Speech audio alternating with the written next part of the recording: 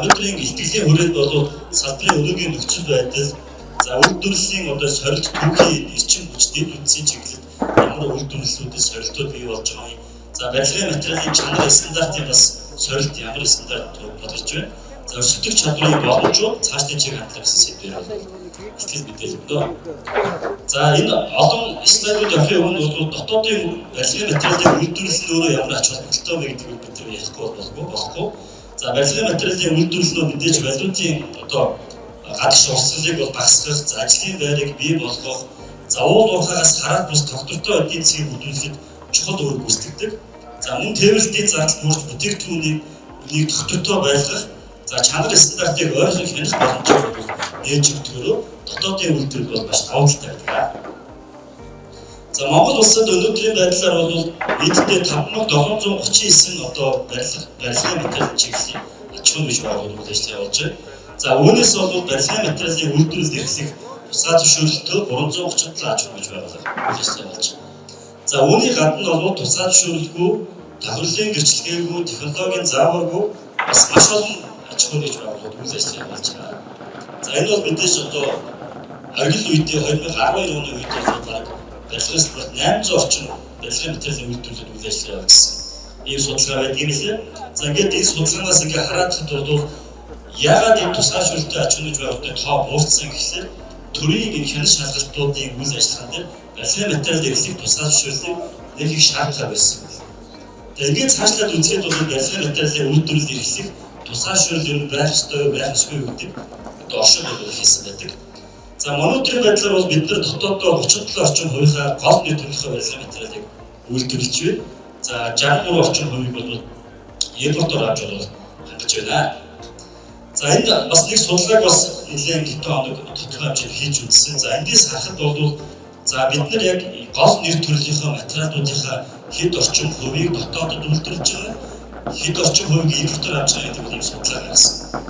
За жишээлбэл бид нар бол дотоодод цементийн үйлдвэрлэлийг бол 100% хангах хүч чадалтай 7 өдөртэй болсон. За 7 өдөр маань нийтдээ 4.5 сая тонн цемент үйлдвэрлэх хүч чадалтай. За харин эсвэргээрээ дотоодын үйлдвэрлэлийн дотоодын хэрэглээ маань бол 2.5 сая тонн. Тэгэхээр бол манайх бол дотоодын цементийн үйлдвэр маань бол хэрэглээгээ 2 дахин илүү хангасан хүч чадалтай үйлдвэрлэлтэй байсан байна. За нөгөө талаар бол төсөв төртгийн барилгын материалын төсөв төртгийн 19.7% эзэлдэг гол нэр төрлийн материал бол арматур. Дотоодод 16 аж ахуйн бий байгууллага барилгын материал буюу арматурыг үйлдвэрлэж байна. За дахны төмөрлөгийн үйлдвэр болсон тийм. За эдгээр үйлдвэрүүд маань бол өнөөдрийн байдлаар зах зээлийн 20 орчим хувийг хангаж байна. Зарим үедээ 25, зарим үедээ 10 гэх янз янз. За дотоодын зах зээлийн арматурын хэрэглээ бол өнгөрсөн жил 280 орчим хэрэглээ байсан. Арматураас гадна төмөр эдлэл, төмөр хийц эдлүүд гэх маш олон төрлийн бүтээгдэхүүнүүд ган бүтээцийн материалууд бол маш их хэрэгцээтэй байна. За өмнөх хэлтгэлүүд дээр бас та харсан баг. За манай Макас бол хийж байгаа аж үйлдвэрийн паркуудын төслийн ажлууд эдгээр одоо дотоодод үйлдвэрлэж чадахгүй байгаа барилгын материалуудыг дотоодоос 100% хангах бас юм гол зорилтуудыг бас тавьсан. Тэгэхээр их талархаж байна. За дараагийн хувийн бичлүүд барьсан үйлдвэрийг кластераар хөгжүүлэх чиглэлд бол илүү анхаарч ажиллах баха гэж бас бодож байна. За Монгол улс 21 аймгийнхаа түүхийд түгээмэл тархастай ашиглах мартал дээр үндэслэж барилгын материалын үйлдвэрлэлийг хөгжүүлэх ёстой. За өнөөдрийн байдлаар Монгол улсын хэмжээнд за Дорногов, Төв Бадны гэх зэрэг аймагуудын одоо энэ орд илэрцүүд тоо бол маш өндөр харагдаж байгаа. За үүнийгээ дагаад бол эдгээр аймагуд руу төлхөө барилгын материалын үйлдвэрлэлүүд бий болсон байдаг нь бол мэдээж түүхийн эдээс гарч ирнэ гэсэн.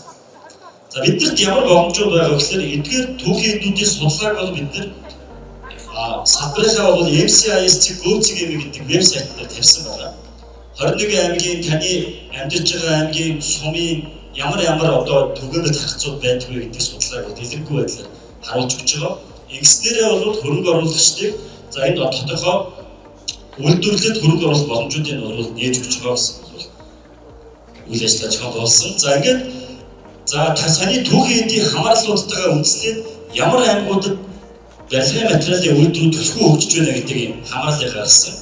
За ингээд үзэхэд бол энэ доор энэ бөөрийнхээ дунд улаан бол нэг 21 рүү төв байсан байна. За 21 буюу Дархан улаан аймагт 21 үйлдвэр байгуулагдсан байна.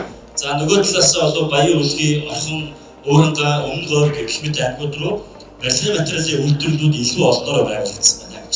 За энэ маань мэдээж эд бүтцийн эдийн засгийн маш олон уялдаа холбоотой бол хамааралтай байна гэж хэлж байна. За бидэнд ямар сорилтууд байгаа юм бэ? Барилгын материалын үйлдвэрлэлүүд үйл ажиллагаагаа явуулахад ямар сорилтууд байдаг гэж. Өнөөдөр энэ сорилтуудыг үйлдвэрлэгч нар ярихаас илүү төр нь өөрөө ярих гэж бодоод илүү орж ирж байгаа. Үйлдвэрлэл болгоны проблем өөр гэдэг. За жишээлбэл арматурын үйлдвэрлэл эхэлж байгаа аж ахуйн нэгж байгууллагуудад ажлын хүчний асуудал маш их байдаг. Дотоодын ажил хүч олдохгүй. Тэгээд ихэнх нь дандаа гадаад ажил хүчтэй байдаг. За цементийн үйлдвэрлэл дээр ямар асуудал байгаа юм бэ? Ингээд үйлдвэрлэл болгон дээр проблемууд өөр. За нөгөө талаас үйлдвэр болгоны бас проблем. Зарим нь маш олон жилийн 30-40 жилийн өмнө байгуулагдсан, зарим нь 5 жилийн өмнө байгуулагдсанаас болоод маш олон асуудал байдаг. За энэ дундаас бол нийтлэг тулгамж байгаа асуудал юу юм бэ гэж. За бидний хувьд бол энэ түүхийн эдийн хамаарлын хувьд маш их байна. Ялангуяа одоо нэмэлт химийн одоо найрлага орсон, нэмэлтийг одоо түүхийн эдүүд маш их хөргөлж байна. Дотоодод байгаа түүхийн эдийг ашиглаад үйлдвэрлэе гэсэн ч дахиад заавал химийн нэмэлт ч дахиад энэ түүхийн эдүүдийн нэмэлтүүд бол зайлшгүй шаардлагатай байна. За ингээд цаашаа бид нар юу анхаарах вэ гэхээр импортын хамаарал байгаа одоо дотоодын нөөц ашиглаад химийн одоо тусгай нэмэлт түүхийн эдүүд дээр одоо энэ гол бодлого маань бас давхар чиглэх хэрэгтэй байна гэдэг нь эндээс болж харж байгаа. За ингээд эрчим хүч дэд бүтцийн хязгаарлалтууд маш их хэвдэж байна. За өнөөдөр бас манай Монцын төлөвлөлт бас манд бид нар л ярьж байна. За одоо ингээд хэдхэн хоногийн дараа тог таслах гэж байна. Тог таслахаар яадаг вэ гэхээр тог тасрахад тэр цементийн үйлдвэр буцаад дахиад галан асаагаад үйл ажиллагаа явуулахад 100 сая төгрөгийн хатагталд ордог. Тэгэхээр энэ асуудлууд маань болохоор эрчим хүчний дэд бүтцийн хангамж муу байгаа шалтгаалаад дотоодын үйлдвэр бас тогтвортой үйл ажиллагаа явуулах асуудал нь бол эндээс уялдаатай байдаг юм аа. За ингээд энэ бол хамгийн гол зүйл эрчим хүчний хомсдол ба тийм төлөвлөгөөт засвар гэж одоо эрчим хүчний амнаас гин засвар гэдэг. За тэр нь олон аваа барилгын үйлдвэрлэл өгрөөд хийх ёстой байдаг мөртлөө заримдаа 5-6 сарууд яг 20 сарууд бас хийдэг асуудал бас байдаг. Эдгээрийг бас бусад яамнуудтайгаа хамтраад манай яам бас аль болохоор шийдэж өгөх бас бэрэж ажилладаг. За бас мөн барилгын хууль болон бусад хууль тогтоомжийн уялдаа маш сул байна. Эрчим хүчний зам тээврийн дэд бүтцийн чиглэлийн хууль тогтоомжууд өөрсдөө хоорондоо уялдаа муутай учраас өнөөдөр энэ том яга төслүүдийн яга үйлдвэрлэлүүдийг явуулахад маш олон асуудлууд тулгамдаад байгаа. Хууль эрх зүйн бодлогын уялдаа бол маш сул байна гэж харагдаж байгаа. За тэгээд чанар стандартын хэлтийн тогтолцоо бол маш олон баримтчууд байдаг мөртлөө хоорондоо хэрэгждэггүй ийм асуудал байна гэж харагдаж байна. За хамгийн сүүлийн одоо энэ сорилт нь бол мэдээж технологийн хоцрогдол ихтэй байна. Манай Монгол улсад үйл ажиллагаа явуулж байгаа үйлдвэрүүд ихэнх нь хуучны үйлдвэр. Зарим бүр тухайн улсдаа хуучирсан байсан үйлдвэрийг хэрэгжүүлсэн ийм үйлдвэр маш их байна. Тийм учраас технологийн хоцрогдол ороод байна гэсэн ийм том сорилтууд байна гэж харж байгаа. За мэдээж бол шинээр байгуулагдж байгаа үйлдвэрүүд, шинэ төслүүд бол энэ технологийн одоо шинэ технологиудыг нэвтрүүлсэн ийм үйлдвэрүүдийг бол бас байгуулж байгаа юм. Тавштай зүйл бас байна гэж харж байна. За гээд хамгийн гол одоо материалуудын нэг бол ялангуяа манай макцент төлж байгаа үйлдвэрлэдэг цемент. За цемент дээр бид нар зөвхөн хэд хэдэн анализ ингээ хараад үзэж байгаа. Цемент бол жил ирэх тусам бол нэмэгдээд байгаа. За энэ дундаас та бүхэн тэр 2021 он гэдэг тоог харахаар дээр 4000 тонн цемент 21 онд орж ирсэн. За эндээс харахад бол Монгол улс 2021 онд яг ковидын нөлөөний үед 21 онд импортер цемент авахгүй хад бид нар 100% бараг хангалтчихсан гэсэн. За ингээд буцаад хэлийн хориод тавигдаад үйл ажиллагаа явуулж ирэхэд бол импортын цемент зах зээлийнхаа 10-аас 15% хангалтгаар буцаад үргэлжлэн явж байгаа. За цаашлаад бол бид нар импортын хамаарлыг бол бууруулах, дотоодын үйлдвэрлэлийг нэмэгдүүлэх юм гол зорилт барьж байгаа. Тийм учраас одоо 25 цаашаа 30 онд бол бид нар илүү одоо импортын хамаарлыг бууруулах юм зорилтуудыг тавьж ажиллаж байна гэсэн. За Монгол улс 2004 онд 2.1 их найт төгрөгийн барилгын материал импортер болсон. Үндсэндээ бол бид нар эдийн дайны хэмжээний боломжуудаа алдаад байна гэсэн. Энэ бол бидний хувьд бол маш том сорилт гэсэн. Тэгээд цаашлаад бол ингээд хамаарлын судлаад үзэхээр 25 26 гээд импортын барилгын материал улам л илүү өсөж байна. Манай үйлдвэрлэл гэсэн дагаад өсөж байгаа. Яг тэгэхээр бид нэр төлөө нэрхгүй бол энэ импортын хамаарлыг бууруулчихдаг гэсэн. Тэгэхээр бидний хамгийн том сорилт бол маш олон төрлийн бүтээгдэхүүнүүдийг зах зээл дээр үйлдвэрлэх шаардлагатай гэж харагдаж байна. За бид нар яг саяхан мартцсан байсан билээ. Би өнөө өглөө бас бодоод хизээ маск зүүснээ санахгүй байна.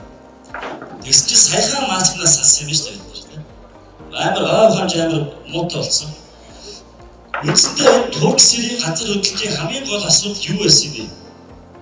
Туркийн инженерийн холбооноос бүр судалгаа дүгнэлт гаргасан. Барилгын материалын дөөрөө чанаргүй байсан юм байна. Арматур, бетон эдлэг, дүүргэгч материал энэс болж ерөөсөө барилгын чанар гэдэг юм чинь шууд хамаарч байна гэдэг дүгнэлт гаргасан. Тэгсэн чинь ганц инженерийн холбооныхон байранд үлдсэн байсан тийм. За ингээд харах юм бол бид нар барилгын материалын чанар бол энэ газар хөдлөл за цаашлаад энэ иргэний эрүүл аюулгүй амьдрах орчинд нөлөөлж байгаа ийм том асуудлуудыг бий болгож байна. За ингээд энэ дундаас бол ингээд хараад энэ чанар аюулгүй байдлын асуудалтай бид нэг уялдаад үзэхэд цементийн үйлдвэрүүд бол дотооддоо маш их сайн хөгжсөн. За цементийн үйлдвэрүүдийн бүтээгдэхүүнээс гадна цемент орсон 12 төрлийн бүтээгдэхүүн дунджаар одоо үйл ажиллагаа явуулж байна. Цементээс хамааралтай бүтээгдэхүүнүүд бий болж байна. Эдгээр мэд дамжаад саний нөгөө барилгын чанар гэдэг зүйлийг шууд хамааралтай байна гэсэн. За ингээд мэдээж цементийн чанарын асуудал бол яригдвал ингээд маш хүнд байгаа. Импортоор орж байгаа цементүүд бол дотоодын үйлдвэрлэлийн цементээс муу байгаа гэсэн чанарын үзүүлэлтүүд бас гарч ирж байна. Тэгэхээр бидний эндээс юу харагдах вэ гэхээр бид нар бол дотоодын үйлдвэрлэлээ илүү сайн дэмждэг, худалдаа авалт хийдэг ийм ард түмэн байна. Энийг бүр уриалмаар. За ингээд бас энэ дундаа ингээ арматурын асуудал, бетон зургийн асуудал, бетон эдлийн асуудал гэж цаашаа хөөгөр. За яг нэг таахан онцлог гэж харуулж байгаа зүйл нь юу гэхээр бид нар ингээд арматур дээр хяналт шалгалт хийхэд 1000 кг байх ёстой арматур 800 гаруй байж байгаа. Нэг тонноос 200 кг байх. Ийм дутуу арматураар Монгол улс одоо хяналт муутай байгаа нэг шалтгаанаар маш олон чанаргүй болоод бий болж байгаа. Үүнийг дагсан бетон эдлийн бас чанарын асуудал яригдана. За ингээд ер нь бол чанарын асуудалтай ингээд яригдана. Таахан зөв хальт мэдээлэл өгч оруулж байгаа. За энэ дундаас болохоор чанар гэдэг зүйл нь өөрөө энэ гамшиг болны сорилтыг бол нэлээд тодорхойлж байгаа. За дотоодын үйлдвэрүүдийн өсөлтөх чадвар энэ дээр бол харуулсан. За миний түрүүний хэлдэг 2021 онд 4000 тонн цемент импортоор орж ирсэн байхад дотоодын үйлдвэр энэ сорилтыг бол давж чадсан юм байна. Дотоодын үйлдвэр 100% багассан. За нөгөө талаас нь илүү чанартай бүтээгдэхүүнээр хангасан нь бол дотоодын үйлдвэрүүд хөгжил за энэ өсөлтөх чадвар бол цааш нэмэгдэх бүрэн боломжтой байна гэдэг бол харуулж байна. За ингээд Монгол улсын хэмжээнд хэрэгжих маш олон яга төслүүд яригдж ирсэн. За Монгол улсын хамтрсан засгийн газраас хэрэгжүүлэх 14 яга төсөл. За цаашлаад бол энэ Улаанбаатар хотод хэрэгжих нийтдээ 24 яга төслүүд гэдэг. Эдгээр төслүүд бол барилгын материалаас л хамаарна. Эдгээр төслүүдийн барилгын материалыг дотоодын үйлдвэрүүд за мөн ханган нийлүүлэгч нар хангаж чадах уу гэдэг дээр анализ хийж байсан. За нэг 40,000 айлын орон сууц баригдахад бол бид нарт жишээлбэл 1.2 сая метр бетон зургийн хэрэгцээ үүсгэх юм байна. За цемент бол цементийн бүтээгдэхүүнүүд байна гэдэг хамаатай явчихна. За ингээд хар цамаас бэлтаа гэрсэн хат ингээд бидний хэрэгцээ шаардлагууд бол ингээд байж байна. За одоо бас хэдхэн хоногийн дараагаар манай дотоодын бас нэг үйлдвэрлэгч байна. Гэрсэн хатгийн үйлдвэрээ хийж байна. Монгол улсын хэрэгцээг 100 хангана. За ингээд тийм бол бид нар энэ дундаас үйлдвэрлэж чадахгүй байгаа бүтээгдэхүүнүүд юу вэ гэхээр бид нар гангийн үйлдвэрийг хүчин чадал маш бага. Гангийн үйлдвэр бол нийт импортын бүтээгдэхүүний болон 60-70% эзэж байгаа. Ийм материал байдаг. За эшигээр бид илүү анхаарах шаардлага байна гэж харагдаж байна. За цаашдаа бид нар яах юм бэ? Барилгын салбарын хөгжил одоо нөгөө байр хоригдлоо яриад юм уу? Өрсөлдөх чадвараа нэмэгдүүлэх юм уу? Хаашаа явах юм бэ гэдэг асуудал гарч ирж байгаа. За бид нар бол мэдээж ногоон үйлдвэрлэл рүү илүү тэмүүлдэг болсон. За ялангуяа манай банкуд, орон улсын төслийг хэрэгжүүлэгчдээ бүгд ногоон үйлдвэрлэлийн асуудал ярьж байгаа. За энэ дунд бол сая өмнөх хэлцүүлгүүдээр ярьлаа. Ногоон барилгын материал гэж бас яригдах байсан. Ногоон барилгын материалаа бид нар үнэлдэг болгож байгаа. Ногоон барилгын материалд үнэлэхдээ цаашаа ногоон барилгах бас хувь нэмэр оруулна гэсэн. За ингээд ногоон барилга экспортын чиглэлд бид нар илүү анхаарч ажиллах хэрэгтэй болсон юм байна. Экспортыг одоо ялангуяа одоо цементийг экспорт чиглэлд бол сүүлийн 3 жил манай яам барилгын материал үйлдвэрчтэй холбоо үйлдвэрлэгч нартайгаа хамтраад ажиллаж байгаа. Энэ хугацаанд маш олон норм дүрм стандартуудыг бид нар бол эмгэнээс болгоод хууль эрх зүйн орчныг нээлттэй болгосон. Одоо манай үйлдвэрлэгчдэр алхмаа хийх юм бол экспортод гарах бүрэн боломжууд байгаа гэж харагдаж байгаа. За стратегийн томоохон үйлдвэрүүдийг бид нар дэмжмээр байна. Жишээлбэл ангийн үйлдвэрийг байгуулалт 14 мегаваттын нэгт орсон байна. Гэхдээ одоо хуучин 100 мянган тонныхаа үйлдвэрийг өргөтгөж барина гэж ярьж байгаа нь өөрөж байгаа эмгэнээс санагдаж байна. Яг үгээр энэ ангийн үйлдвэрийн бодлого бол мэдээж манай яам биш уулуурхай яам дээр явагдаж байгаа юм бодлого асуудал байна. Гэхдээ бид нар ангийн үйлдвэртэй заавал болох ёстой. Жил 8 сая тонн төмрийн өдөр гаргаж байгаа мөртлөө буцаад 300 орчим мянган тонн амтуу бүтээгдэхүүн болгоод авч ийна гэдэг нь бас өөрсдөө бидний хувьд бол маш том сорилт байна. За ингээд цементийн үйлдвэрүүд болон одоо цементийн үйлдвэр дагсан энэ бусад үйлдвэрүүдэд бид нар бас илүү хөгжүүлэх юм шаардлага байна гэж бодож байгаа. За импортыг орлох одоо өнөөдрийн манай танилцуулсан төслүүдийг бол маш их сайн дэмжих хэрэгтэй. За энэ шинэ технологийн одоо барилгын материалыг үйлдвэрлэхийн зэрэгцээ бид нар бол сургалт судалгаа хөгжүүлэлтийг маш сайн хийх хэрэгтэй. Ялангуяа манай салбарын технологи инженеруудын эрэлт хэрэгцээ болж байгаа. Өндөр байдаг. Нөгөө талаас нь нийлүүлэлт бас маш байгаа. Энэ дээр бас бид нар анхаарч ажиллах шаардлагатай гэж байна. За ингээд хууль эрх зүйн жижиг дунд үйлдвэрлэл буюу манай барилгын материалын үйлдвэрүүдийн бараг 30-40 орчим хувь жижиг дунд үйлдвэрлэлд хамаардаг юм. Томоохон үйлдвэрүүд маш бага байна гэсэн. Одоо шилэн магшиг ийм кластераар хөгжүүлж байгаа ийм том аж ахуйн гэж байгууллагуудыг түр маш сайн дэмжих юм шаардлагатай. За хамгийн гол үйлдвэрүүдэд бол мэдээж хөнгөлтөө зээл татвар тарифын бодлого намар байна тийм бодлого явж байна. За ингээд биднэрт бол цементийг экспорт боломж бүрэн байгаа. За Оросын холбооны улс руу гаргах, за цаашаа Казахстан, Узбекистан, Кыргызстан, за мөрөөдөл интегрүү ч юм уу тийм гарах юм боломжууд биднэрт байгаа. Яг л бид нар хангалттай дотоодынхоо хэрэгцээг хангах боломжууд байгаа. Ковидын дараагаас бол манай дотоодын үйлдвэрүүд өөрсдийнхөө үйл ажиллагааг бэлэн байдлыг маш сайн хангах байсан байна. За хамгийн төсвөлд нь бас та бүхэнд хэлэхэд бол бид нар бол энэ өрсөлдөх чадварыг нэмэгдүүлэхэд хамгийн гол хийж чадах зүйлийн үгээр бид нар хууль эрх зүйн орчныг таатай болгож байна. Манай яамнуудыг хийж чадах ерөөсөө ганц том ажил эрх зүйн орчныг бүрдүүлж байна. Түрүүний хэлдгээр төрх тусаж чадахгүй гайвыг болоод энэ концепцийн хүрээнд бидний хууль эрх зүйн орчнуудыг шинжлэх чиглэл бол ажиллаж байгаа. За энэ хүрээнд бид нар одоо мөрдөж байгаа барилгын тухай хуулийг барилгын ерөнхий хуулийг нэршлэлээр шинжилсэн хариуцлагыг боловсруулад байгаа. Манай яамны вебсайтаас та бас ороод үзээд саналаа өгөх боломжтой. За барилгын материалын чиглэлд бол барилгын материал бүтээгдэхүүн аюулгүй байдлын техникийн зохицуулт гэдэг баримтчгийг засгийн газрын хурлаар энэ 3 дугаар үйлдэл багтааж батлуулахаар ажиллаж байгаа. За энэ техникийн зохицуулт бол чанар аюулгүй байдал татвар нэлээд чиглэсэн юм техник зохицуулт байгаа. За салбарын бол энэ норм дүрм стандартуудыг шинжлэх. За мөн барилгын энэ ерөнхий хуулийн шинжилэлээр бид нар 50 гаруй хууль нэмэлт өөрчлөлт оруулж байгаа. Үндсэндээ яг бид нар энэ барилгын ерөнхий хуулийнхаа хүрээнд ялангуяа дотоодын үйлдвэрүүдийнхаа цаашдын одоо дэд үтс чиглэсэн бусад салбарын хуулиуд руу бас нэмэлт өөрчлөлт оруулах бүрэн боломжууд байгаа гэж байна. Та бүхэнд хэлбэр санагдаж байна. За ингээд барилгын ерөнхий хууль дотор бол энэ бүхэл бүтэн ийм бүлэг оруулж өгч байгаа. Өмнө нь бол барилгын материалын үйлдвэрлэлд бүтээгдэхүүн аюулгүй байдлын нэг л зүйл байсан. Одоо барилгын материал дээр бид нэр эрх зүйн орчныг хөгжүүлээд нэг бүлэг болгоод дотроо ингээд 5 зүйлтэй ийм том одоо хууль болгож нэмэгдэж өгч байгаа. Цаашлаа бол бид нар барилгын материалын үйлдвэрлэлд эхлэх тусгай өгөхөө болно. Аж ахуйн нэгж байгууллагууд ирж байгаа энэ олон бичиг цаасыг цөөхөлдөнө. Яагаад гэвэл давхарлын гэрчлэгээ тусгай зөвшөөрөл гэдэг хоёр зүйлийн шаардлага яг адилхан. Нэг үйлдвэр нэг юм бүрдүүлчихэд дахиад нөгөөдгөө бүрдүүлээд гэдэг. Энэ шатаамжлалыг бол төрийн зүгээс бол бор болсон байгаа.